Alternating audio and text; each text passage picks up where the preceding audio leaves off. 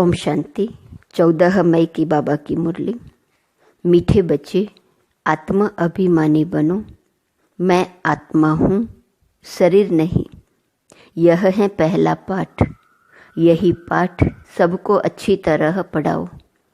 प्रश्न: ज्ञान सुनाने का तरीका क्या है? किस विधि से ज्ञान सुनाना है? उत्तर: ज्ञान की बातें बड़ी खुशी खुशी से सुनाओ, लाचारी से नहीं। तुम आपस में बैठकर ज्ञान की चर्चा करो, ज्ञान का मनन चिंतन करो, फिर किसी को सुनाओ। अपने को आत्मा समझकर फिर आत्माओं को सुनाएंगे तो सुनने वाले को भी खुशी होगी। ओम शांति। बाप कहते हैं, आत्मा अभिमानी व देही अभिमानी हो बैठो, क्योंकि आत्मा में ही अच्छे व बुरे संस्कार भरे जाते हैं। सबका असर आत्मा पर होता है। आत्मा को ही पतित कहा जाता है। पतित आत्मा कहा जाता है तो जरूर जीव आत्मा ही होंगी। आत्मा शरीर के साथ ही होंगी। पहली पहली बात कहते हैं, आत्मा होकर बैठो। अपने को शरीर नहीं आत्मा समझ बैठो। आत्मा ही इस ऑर्गन्स को चलाती है। घड़ी घड़ी अपने को आत्मा समझने से परमात्मा याद आएगा। अगर देह याद आई तो देह का बाप याद आएगा। इसलिए बाप कहते हैं, आत्मा अभिमानी बनो। बाप पढ़ा रहे हैं, यह है पहला पाठ। तुम आत्मा अविनाशी हो, शरीर विनाशी है। हम आत्मा हैं। यह पहला शब्द याद नहीं करेंगे तो कच्चे पड़ जाएंगे। मैं आत्मा हूँ, शरीर नहीं हूँ। यह शब्द इस समय बाप पढ़ाते हैं। आगे कोई भी पढ़ाते नहीं थे। बाप आए ही हैं आत्मा अभिमानी बनाकर ज्ञान देने लिए। पहला ज्ञान देते हैं, हे आत्मा तुम पतित हो, क्योंकि यह है ही पुरानी दुनिया। प्रदर्शनी में भी तुम बच्चे बहुतों को समझाते हो, प्रश्न उत्तर करते हैं। तो जब दिन के समय रेस्ट मिलती है उस समय आपस में मिलना चाहिए, समाचार पूछना चाहिए। किसने क्या क्या प्रश्न पूछे, हमने क्या समझाया, फिर उनको समझाना है। फिर उस पर ऐसे नहीं ऐसे समझाना चाहिए। समझाने की युक्ति सबकी एक नहीं होती। मूल बात है, अपने को आत्मा समझते हो या देह। दो बाप भी सबके है जरूर। जो भी देहधारी हैं उनका लौकिक बाप भी है, पारलौकिक भी है। हद का बाप तो कॉमन है। यहाँ तुमको मिला है बेहद का बाप। वह हम आत्माओं को बैठ समझाते हैं। वह एक ही बाप भी हैं, टीचर भी हैं, गुरु भी हैं। यह पक्का कर देना चाहिए। जब तुम किसको समझाते हो, जो तुमसे प्रश्न पूछते हैं उस पर आपस में बैठना चाहिए। जो होशियार हैं उनको भी बैठना चाहिए। तुमको टाइम मिलता है दिन के समय। ऐसा नहीं कि भोजन खाते हैं इसलिए नींद का नशा आए। जो बहुत खाना खाते हैं उनको नींद का आलस्य आता है। दिन में क्लास करना चाहिए। फलाने ने यह पूछा, हमने यह रिस्पॉन्स किया। प्रश्न तो भिन्न भिन्न पूछेंगे, उनका रिस्पॉन्स भी चाहिए रियल। देखना चाहिए उनको कशिश में लाया, सेटिस्फाई हुआ, नहीं तो फिर करेक्शन निकालनी चाहिए। जो होशियार हैं उनको भी बैठना चाहिए। ऐसे नहीं खाना खाया जल्दी नींद आए। देवताएं खाना बहुत थोड़ा खाते हैं क्योंकि खुशी है ना। इसलिए कहा जाता है, खुशी जैसी खुराक नहीं। तुम बच्चों को अथाह खुशी होनी चाहिए। ब्राह्मण बनने में बड़ी खुशी है। ब्राह्मण बनते ही तब है जब उनको खुशी मिलती है। देवताओं को खुशी है ना, क्योंकि उन्हों के पास धन महल आदि सब कुछ है, तो उन्हों के लिए खुशी ही काफ़ी है। खुशी में खाना भी बहुत थोड़ा सूक्ष्म खाएंगे। यह भी एक कायदा है। जास्ती खाने वाले को जास्ती नींद आएंगी। जिसको नींद का नशा होगा वह किसको समझा भी नहीं सकेंगे। जैसे लाचार। यह ज्ञान की बातें तो बड़ी खुशी से सुननी सुनानी चाहिए, समझाने में भी सहज होगा। मूल बात है बाप का परिचय देना। ब्रह्मा को तो कोई जानते नहीं, प्रजापिता ब्रह्मा है, ढेर की ढेर प्रजा है। यह प्रजापिता ब्रह्मा कैसे होगा, इस पर बहुत अच्छी रीति समझाना है। बाप ने समझाया है, इनके बहुत जन्मों के अंत के भी अंत में वानप्रस्थ अवस्था में मैं प्रवेश करता हूँ, नहीं तो रथ कहाँ से आए। रथ गाया हुआ ही शिव बाबा के लिए है। रथ में कैसे आते हैं उसमें मूंझते हैं। रथ तो जरूर चाहिए, श्री कृष्ण तो हो न सके तो जरूर ब्रह्मा द्वारा समझाएंगे, ऊपर से तो नहीं बोलेंगे। ब्रह्मा कहाँ से आया, बाप ने सुनाया है, मैं इनमें प्रवेश करता हूँ।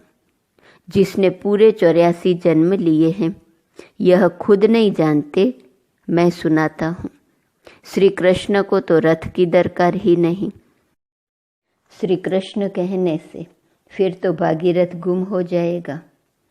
श्री कृष्ण को भागीरथ नहीं कहा जाता, उनका तो पहला जन्म है प्रिंस का।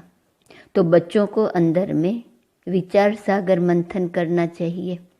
यह तो बच्चे जानते हैं, वह बातें तो नहीं हैं जो शास्त्रों में लिख दी हैं।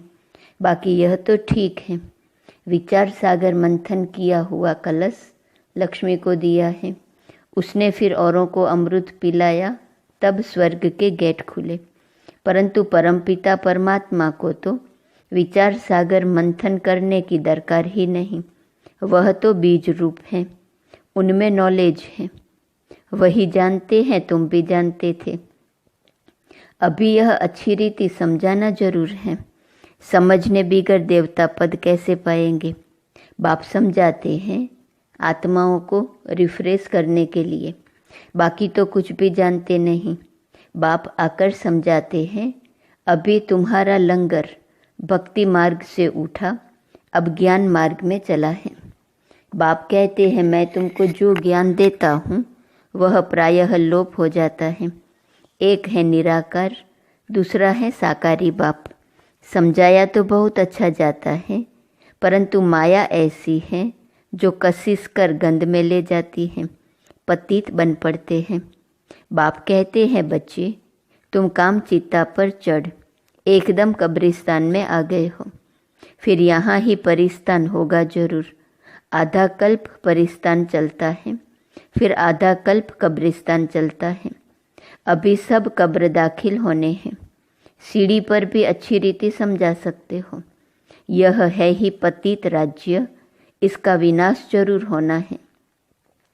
इस धरनी पर अभी कब्रिस्तान है, फिर यही धरनी चेंज हो जाएंगी, अर्थात आयरन एज से गोल्डन एजेड दुनिया होंगी। फिर 2 कला कम होंगी। तत्वों की भी कला कम होती जाती है, तो फिर उपद्रव मचाते हैं। तुम सभी को अच्छी रीति समझाते हो, अगर नहीं समझते तो गोया कौड़ी मिसल है, कोई वैल्यू नहीं है। यह वैल्यू तो बाप बैठ बताते हैं। गाया भी जाता है, हीरे जैसा जन्म। तुम भी पहले बाप को नहीं जानते थे, तुम कौड़ी जैसे थे। अभी बाप आकर हीरे जैसा बनाते हैं। बाप से ही हीरे जैसा जन्म मिलता है, फिर कौड़ी जैसे क्यों बन पड़ते हो। तुम ईश्वरीय संतान हो ना। गायन भी है, आत्माएं परमात्मा अलग रहे बहुकाल। जब वह शांति धाम में है तो उस मिलन में कोई फायदा नहीं होता। वह तो सिर्फ पवित्रता व शांति का स्थान है। यहाँ तो तुम जीव आत्माएं हो और परमात्मा बाप उनको अपना शरीर नहीं है। वह शरीर धारण कर तुम बच्चों को पढ़ाते हैं। तुम बाप को जानते हो और कहते हो बाबा। बाप कहते हैं ओ बेटे। लौकिक बाप भी कहेगा ना, हे बाल बच्चे आओ तो तुमको टोली खिलाऊं, झट सब भागेंगे। यह बाप भी कहते हैं बच्चे आओ तो तुमको वैकुंठ का मालिक बनाऊं, तो जरूर सब भागेंगे। पुकारते भी हैं, हम पतितों को पावन बनाकर पावन दुनिया विश्व का मालिक बनाने आओ। अब निश्चय है तो मानना चाहिए। बुलाया भी बच्चों ने है, हम आते भी बच्चों के लिए हैं। बच्चों को ही कहते हैं तुमने बुलाया है अब मैं आया हूँ। पतित पावन भी बाप को ही कहते हैं ना। गंगा आदि के पानी से तुम पावन बन नहीं सकते।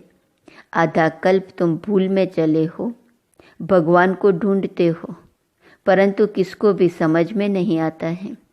बाप कहते हैं हे बच्चों, तो बच्चों का भी उस हुल्लास से निकलना चाहिए हे बाबा, परंतु इतना हुल्लास से निकलता नहीं है। इसको देह अभिमान कहा जाता है, न कि देही अभिमानी। तुम अभी बाप के सन्मुख बैठे हो। बेहद के बाप को याद करने से बेहद की बादशाही भी जरूर याद आएंगी। ऐसे बाप को कितना प्यार से रिस्पॉन्स करना चाहिए। बाप तुम्हारे बुलाने से आया है। ड्रामा अनुसार 1 मिनट भी आगे पीछे नहीं हो सकता।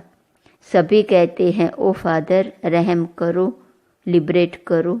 हम सब रावण की जंजीरों में हैं, आप हमारे गाइड बनो। तो बाप गाइड भी बनते हैं। सब उनको बुलाते हैं ओ लिबरेटर, ओ गाइड, आकर हमारा गाइड बनो, हमको भी साथ ले चलो। अभी तुम संगम पर खड़े हो। बाप सतयुग की स्थापना कर रहे हैं।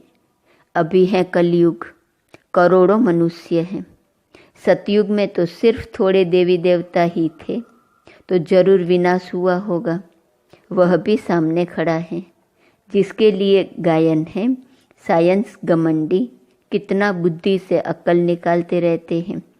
वह है यादव संप्रदाय। फिर हिस्ट्री रिपीट होनी है। अभी तो सतयुग की हिस्ट्री रिपीट होंगी। तुम समझते हो हम नई दुनिया में उच्च पद पाने का पुरुषार्थ कर रहे हैं। पवित्र जरूर बनना है। तुम समझाते हो इस पतित दुनिया का विनाश जरूर होना है। बच्चे आदि तो तुम्हारे जीते नहीं रहेंगे, न कोई वारिस बनेंगे, न शादी आदि करेंगे। बहुत गई थोड़ी रही। थोड़ा समय है, उसका भी हिसाब है। आगे ऐसे नहीं कहते थे अभी टाइम थोड़ा है। पहले वाले जो शरीर छोड़कर गए हुए हैं, नंबरवार पुरुषार्थ अनुसार जन्म लिया है। कोई यहाँ आए भी होंगे। दिखाई पड़ता है जैसे कि यहाँ का बिछड़ा हुआ है। उनको ज्ञान के बिगर मज़ा नहीं आएगा। माँ बाप को भी कहते हैं हम तो यहाँ जाएंगे। यह तो सहज समझने की बातें हैं। विनाश जरूर होना ही है। लड़ाई की तैयारी भी देख रहे हो। आधा खर्चा तो इन्हों का इस लड़ाई के सामान में ही लग जाता है। एरोप्लेन आदि कैसे बनाते हैं? कहते हैं घर बैठे भी सारे खलास हो जाएंगे। ऐसी ऐसी चीज़ें बनाते रहते हैं, क्योंकि हॉस्पिटल आदि तो रहेंगे नहीं। ड्रामा में यह भी जैसे बाप के इशारे मिलते हैं, वह भी ड्रामा में नूंद है। समझते हैं ऐसा न हो जो बीमार पड़ जाए। मरना तो सबको जरूर है। राम गयो रावण गयो। जो योग में रह आयु बढ़ाते होंगे उनकी जरूर बढ़ेंगी। अपनी खुशी से शरीर छोड़ देंगे। जैसे मिसाल बताते हैं, ब्रह्म ज्ञानी है, वह भी ब्रह्म में जाने के लिए खुशी से शरीर छोड़ते हैं, परंतु ब्रह्म में कोई जाते नहीं, न पाप कटते हैं। पुनर्जन्म फिर भी यहाँ लेते हैं। पाप कटने की युक्ति बाप बतलाते हैं। मामे कम याद करो, और कोई को याद नहीं करना है। लक्ष्मी नारायण को भी याद नहीं करना है। तुम जानते हो इस पुरुषार्थ से हम यह पद पा रहे हैं। स्वर्ग की स्थापना हो रही है। हम पढ़ रहे हैं यह पद पाने के लिए नंबरवार पुरुषार्थ अनुसार।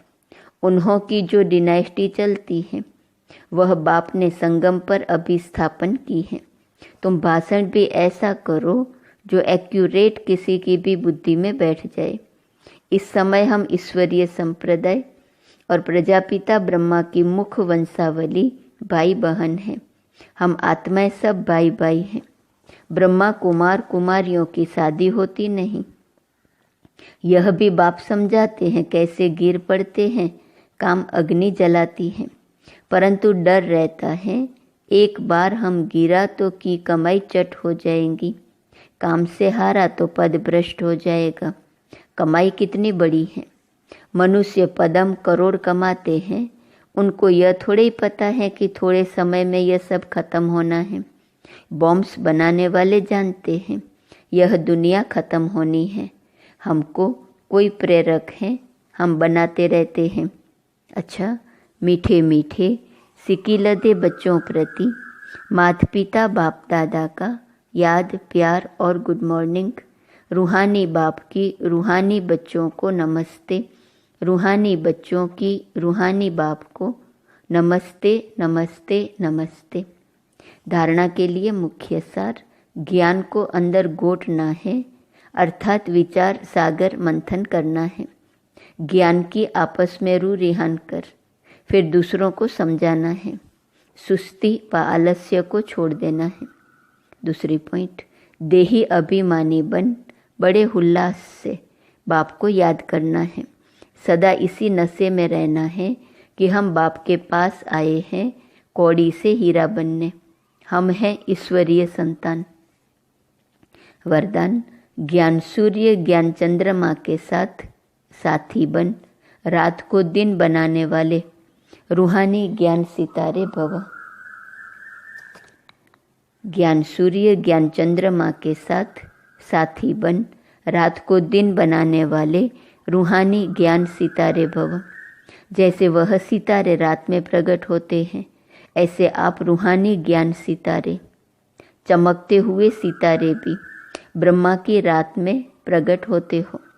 वह सितारे रात को दिन नहीं बनाते, लेकिन आप ज्ञान सूर्य ज्ञान चंद्रमा के साथ साथी बन रात को दिन बनाते हो। वह आकाश के सितारे हैं, आप धरती के सितारे हो। वह प्रकृति की सत्ता है, आप परमात्मा सितारे हो। जैसे प्रकृति के तारामंडल में अनेक प्रकार के सितारे चमकते हुए दिखाई देते हैं, ऐसे आप परमात्मा तारामंडल में चमकते हुए रूहानी सितारे हो। कितने सितारे कहा बाबा ने? एक कहा ज्ञान सितारे, दूसरा कहा चमकते हुए सितारे, तीसरा कहा धरती के सितारे, चौथा कहा परमात्मा सितारे, रूहानी सितारे। 5 टाइटल दिए बाबा ने। स्लोगन, सेवा का चांस मिलना अर्थात दुआओं से झोली भरना। आज का स्वमान है, मैं संपन्न स्वरूप हूँ। अव्यक्त इशारे की पॉइंट, अपने संपन्न स्वरूप की स्टेज का अनुभव करो तो सदा खुशी में नाचते और बाप के गुण गाते रहेंगे। ऐसे खुशी में नाचते रहो जो आपको देखकर औरों का मन भी खुशी में नाचने लगे। जैसे स्थूल डांस को देख दूसरे के अंदर भी नाचने का उमंग उत्पन्न हो जाता है, ऐसे आप सभी सदा नाचते और गाते रहो। ओम शांति।